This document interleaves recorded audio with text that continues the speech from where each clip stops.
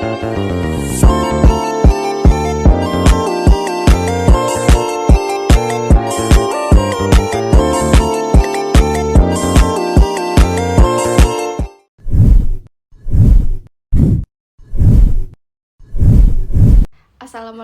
warahmatullahi wabarakatuh. Kami dari kelompok 4.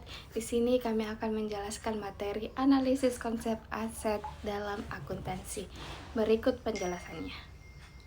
Adapun pengertian aset, menurut kerangka konseptual Pelaporan Keuangan atau KDPK 2021, aset adalah sumber daya ekonomi yang dikendalikan oleh entitas sebagai hasil dari peristiwa masa lalu dan dari mana manfaat ekonomi di masa depan diharapkan akan diperoleh entitas.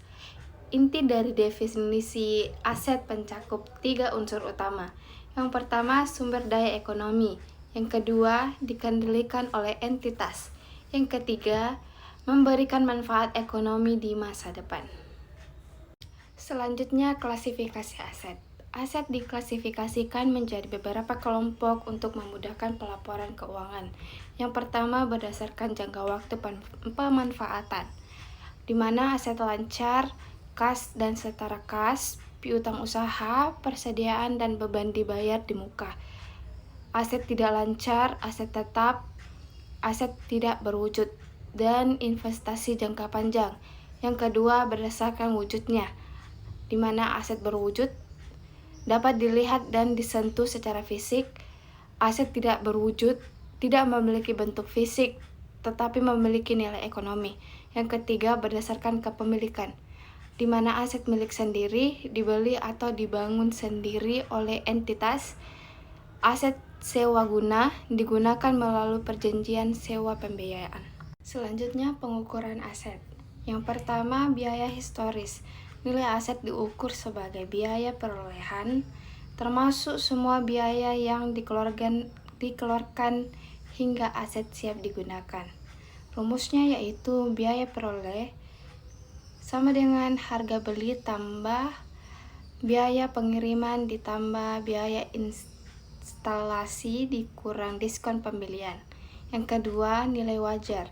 Nilai wajar adalah harga yang akan diterima untuk menjual aset atau dibayar untuk mengalihkan liabilitas antara pelaku pasar pada tanggal pengukuran.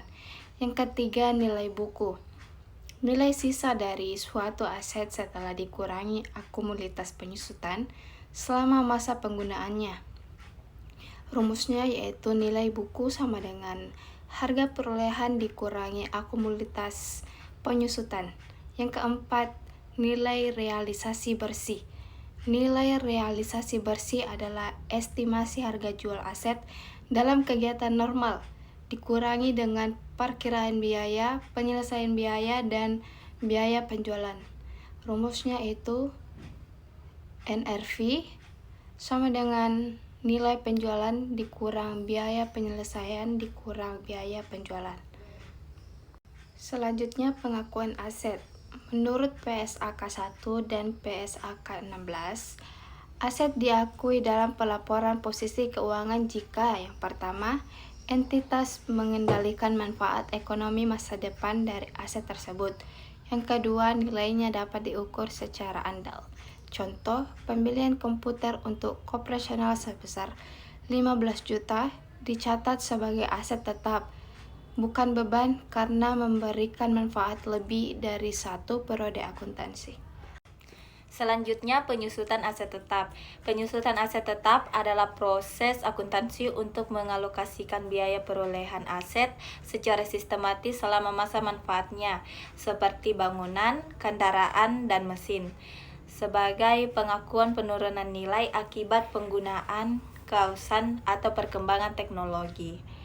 Metode penyusutan yang sering digunakan ada 3.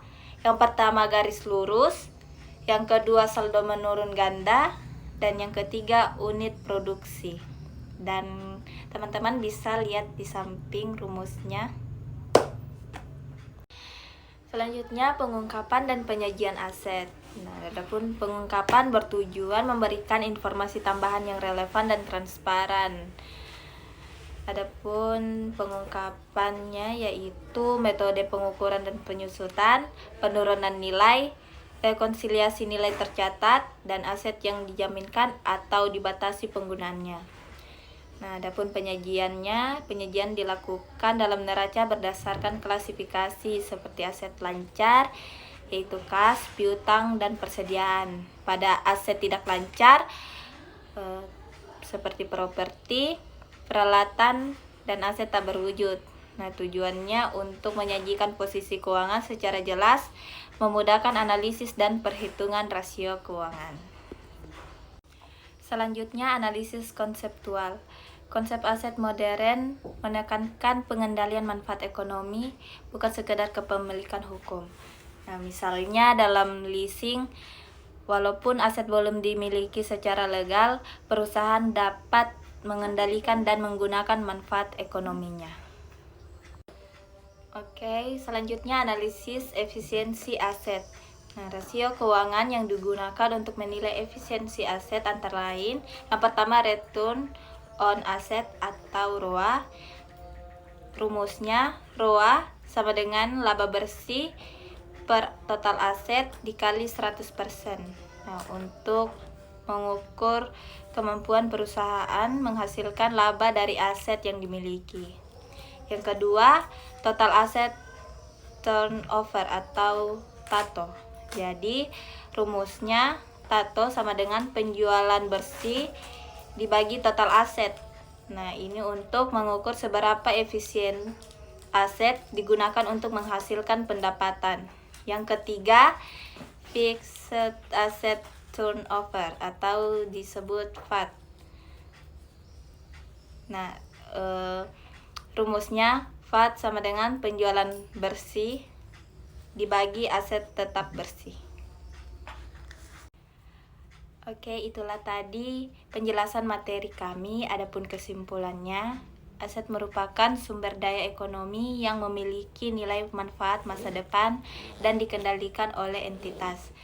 Konsep aset meliputi pengakuan, pengukuran, pengungkapan, dan penyajian yang diatur oleh standar akuntansi agar laporan keuangan dapat dipercaya dan relevan.